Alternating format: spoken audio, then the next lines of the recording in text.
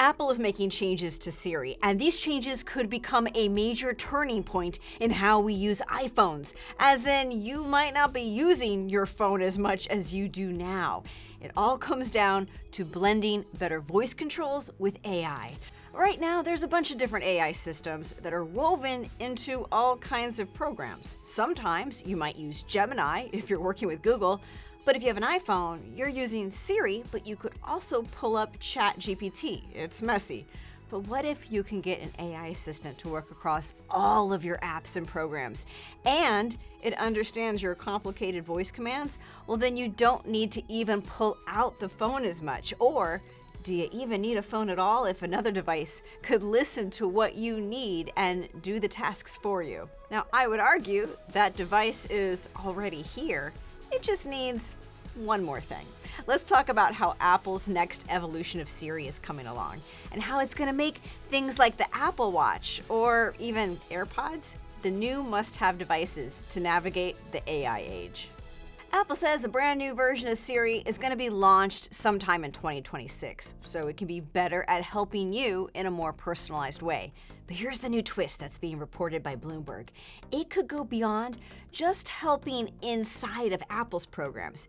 It would complete tasks in apps that are not made by Apple. The concept is called App Intents. You could just use your voice to tell Siri to find a specific photo, edit that photo, and post it on Instagram, all with your voice. Or you could open up a shopping app with your voice and then add something to your cart to check out. And who's to say you even need to have the phone in your hand? Let's say I'm opening up the refrigerator and I need eggs. Can't I just pull up my Apple Watch and tell it to add eggs to the next grocery order?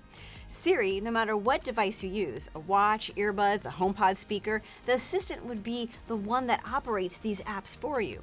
Now, last year, Apple gave us a taste of where it was heading by showing how it could perform a range of tasks while understanding what is happening in other apps like your calendar and your maps. But now, Bloomberg is saying Apple is testing this concept with other apps, including Uber, Amazon, YouTube, Facebook, WhatsApp, Threads, Temu, and AllTrails. The key issue here is trust.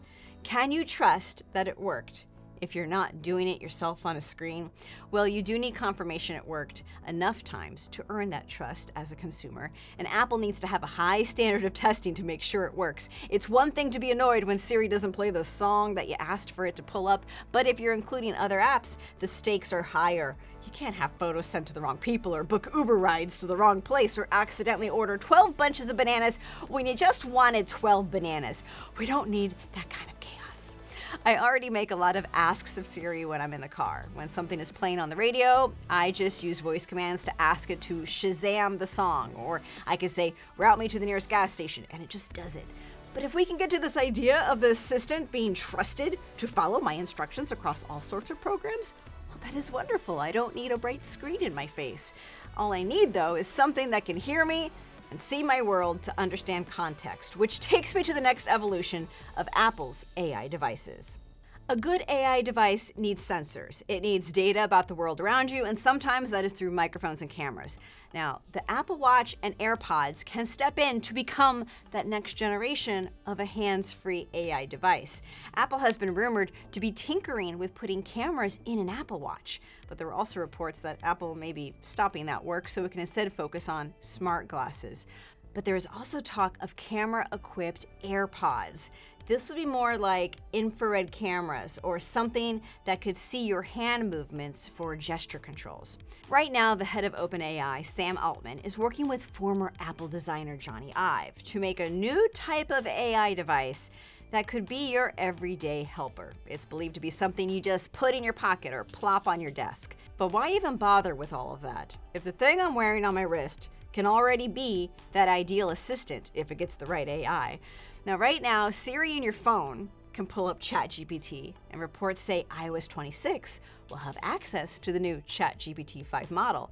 Soon, Apple could treat AI models like web browsers. You want Gemini, you want ChatGPT, you want Perplexity, just pick the one you want to have folded into your experience. The iPhone is not going anywhere. It's still going to be the powerhouse you need to hold all of this data.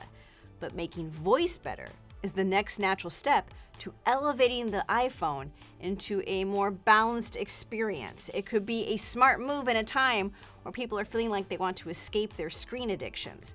So if Apple pulls this off and gives more smarts to the watch or the AirPods, then owning an iPhone and a watch is the way you can be more in the moment and away from your screen.